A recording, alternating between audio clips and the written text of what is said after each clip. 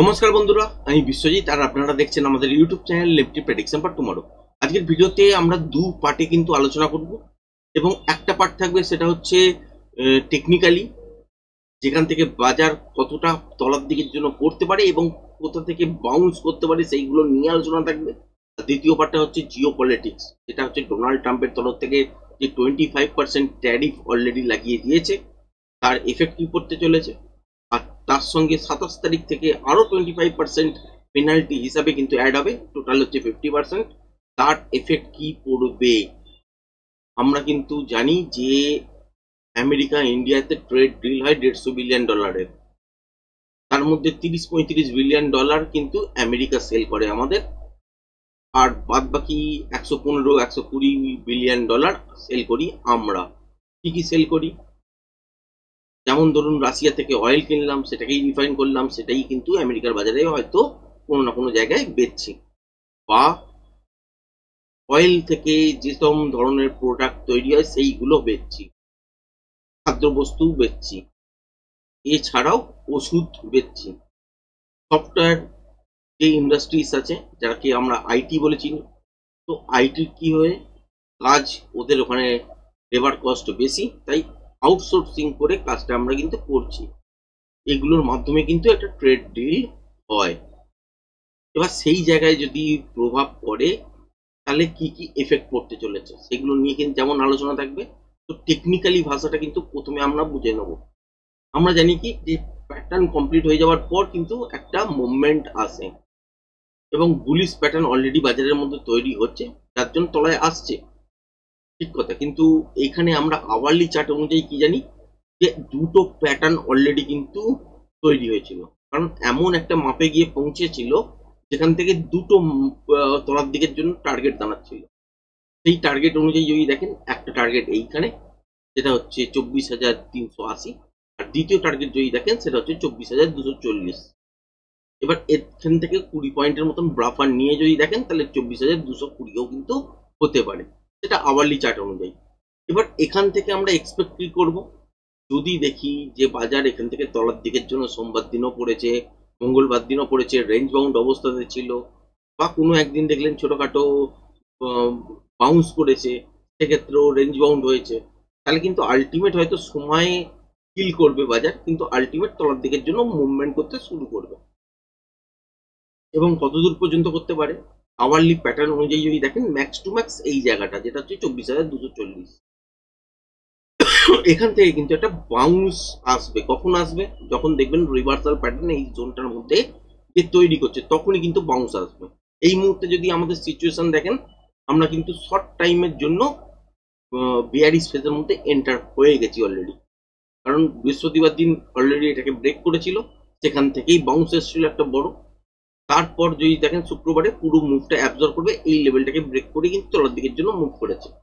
সুতরাং এখান থেকে তলার দিকে যে পড়বে, আরো কিছুটা তলায় আসবে বা সুইং লো ইন্টারডেতে করবে, সেটা কিন্তু সন্দেহ নেই, সেটা আসতেই পারে। কিন্তু এই জায়গাটার মধ্যে কি কোনো রকম ভাবে প্যাটার্ন তৈরি করবে, রিভার্সাল প্যাটার্ন, যার ফলে আমরা এখানে শর্ট টাইম পিরিয়ডের মধ্যে যে বিয়ারিশ ফেজের মধ্যে অলরেডি এন্টার করেছি, সেখান থেকে আমরা বাউন্স ব্যাক পাবো?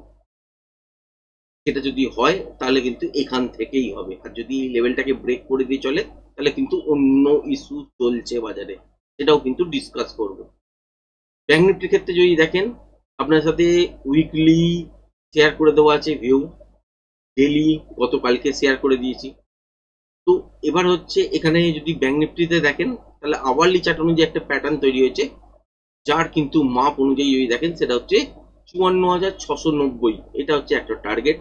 এটাকেও যদি ব্রেক করে চলে, সেকেন্ড টার্গেটটা অ্যাচিভ হবে, এবং সেকেন্ড টার্গেটটা যখন অ্যাক্টিভেট হবে, সেক্ষেত্রে দেখতে পাবেন 54,450 থেকে 54,162, এই জোনটার মধ্যে কিন্তু যে কোনো জায়গায় একটা বাজার যদি রিভার্সাল টাইপের প্যাটার্ন তৈরি করে, তাহলে মুক্তি কিন্তু সম্ভব, কারণ স্লাইড বিয়ারিশ জোনে কিন্তু অলরেডি আমরা কিন্তু পৌঁছে গেছি, মানে শর্ট টাইমের জন্য আমরা বিয়ারিশ ফেজের মধ্যে কিন্তু এন্টার করেছি এই পতনটার পর।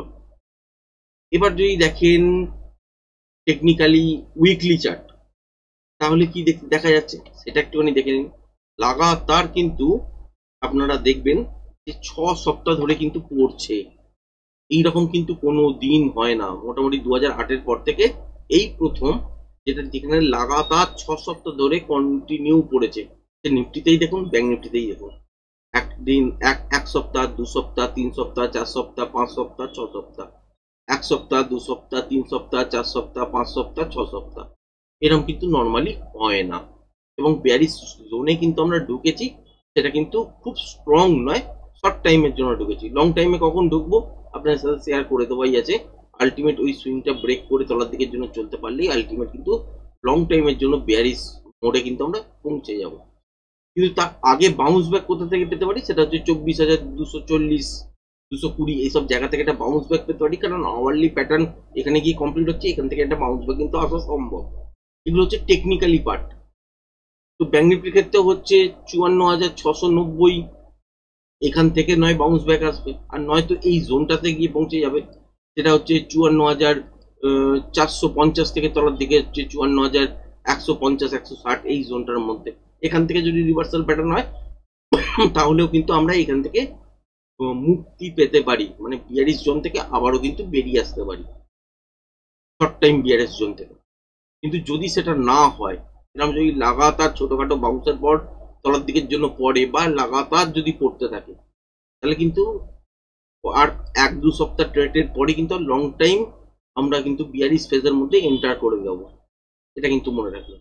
আবার যদি মান্থলি চার্ট দেখেন, তাহলে সেক্ষেত্রে কি দেখা যাচ্ছে, দেখতে পাচ্ছি যে নিফটির ক্ষেত্রে তো উপরের দিকে চেস করতে গেছিল, বাজার একবার তলার দিকের জন্য পড়েছিল, সেখান থেকে একটা বাউন্স ব্যাকও পেয়েছে, তারপর চেস করতে গেছিল, সাকসেসফুল হয়নি, তলার দিকের জন্য ঘুরছে মান্থলি চার্ট অনুযায়ী।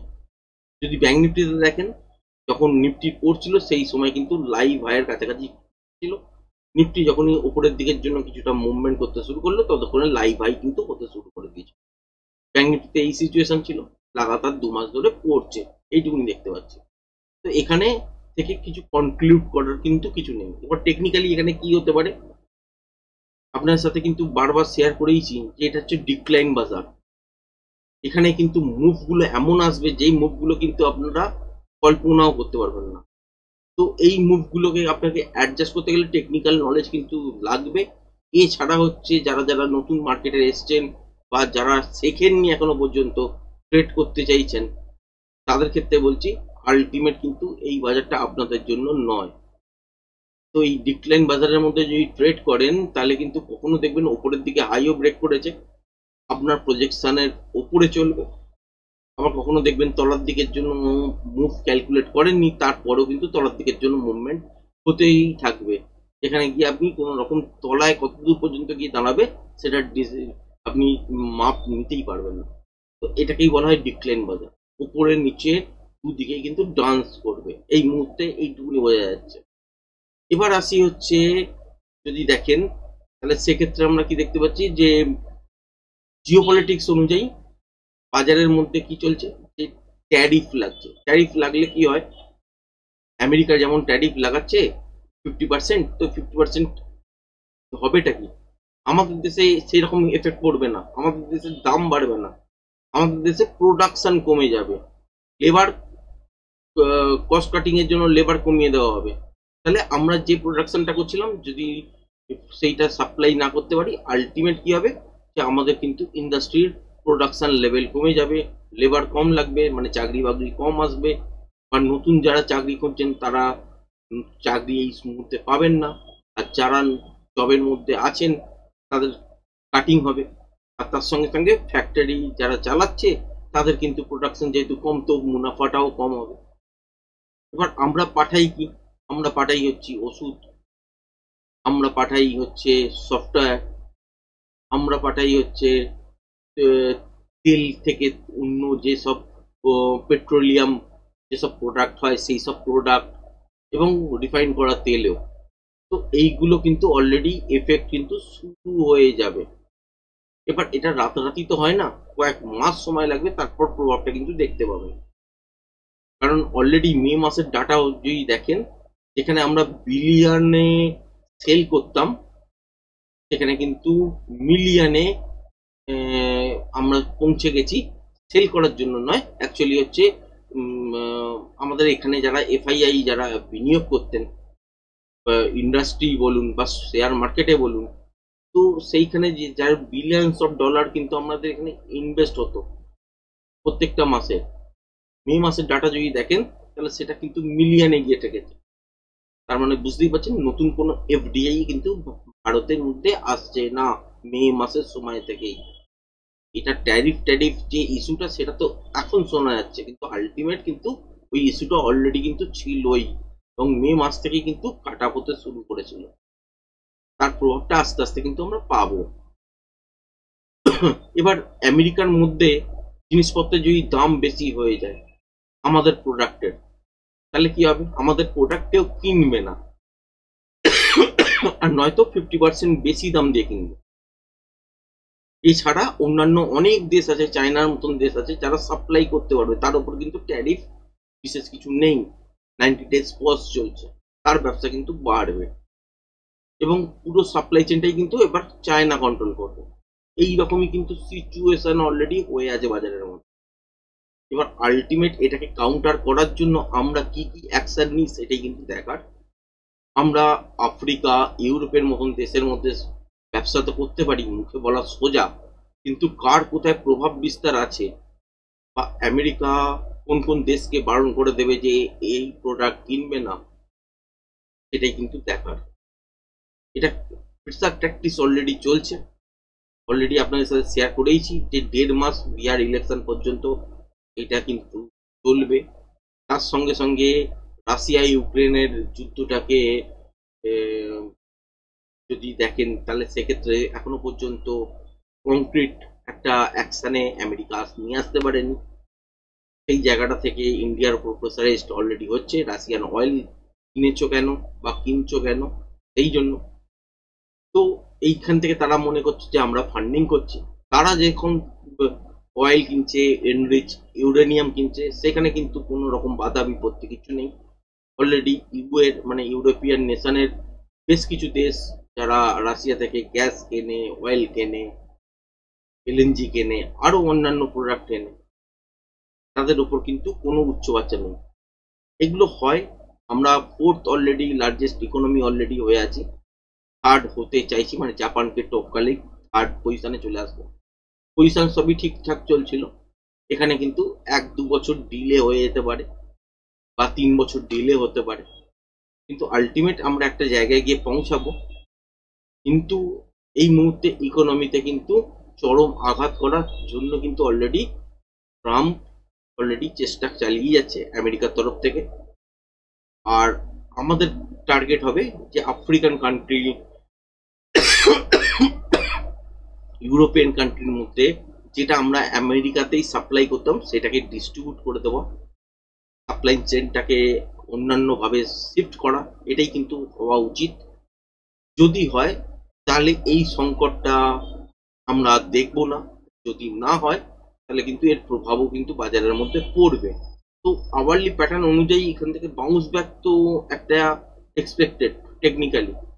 তো সেটা আমরা দেখব যে আগামী দিনে আমরা 24,240, 20 বা এই জোনটার মধ্যে থেকে বাউন্স ব্যাক দেখতে পাচ্ছি কিনা, এবং সেই বাউন্স ব্যাকটা সাস্টেন করবে কিনা সেটারও কিন্তু সব থেকে বড় প্রশ্ন। মানে আগামী কয়েক মাসের মধ্যে দেখবেন আস্তে আস্তে করে ডাউনফল, মানে তলার দিকের জন্যই মুভ করতে হয়তো শুরু করছে, কিন্তু আপনার গায়ে লাগবে না, কারণ অলরেডি 26,000 কাছাকাছি পর্যন্ত বাজার যাবার পর সেখান থেকে আবারও কিন্তু তলার দিকের জন্য মুভ করতে শুরু করেছে। আমরা এখন 24,000, 25,000 নিয়েই কিন্তু কথা বলছি। কখন বলতে কখন এটা স্লিপ হয়ে গিয়ে 23,000, 22,000 শিফট হয়ে যাবে, তখন আমরা 22,000, 23,000 নিয়েই কিন্তু কথা বলবো। তো সুতরাং এইটা দেখতে হবে যে আলটিমেট প্রভাব কি পড়ছে বাজারে। আর শর্ট টাইমের মধ্যে এইটুকুনি বলতে পারলাম। এর থেকে বেশি কিছু অ্যানালিসিস, মানে এর থেকে বেশি কিছু যদি আপনাদের সাথে শেয়ার করতে হয় তাহলে এইটুকুনি 13 মিনিট 14 মিনিটের ভিডিওতে সম্ভব নয়। আর এই 14 মিনিটের ভিডিও কিন্তু পুরো সবাই দেখেন না। যাই হোক, আজকে এই পর্যন্তই সমাপ্ত করছি আজকের ভিডিওটা এখানেই।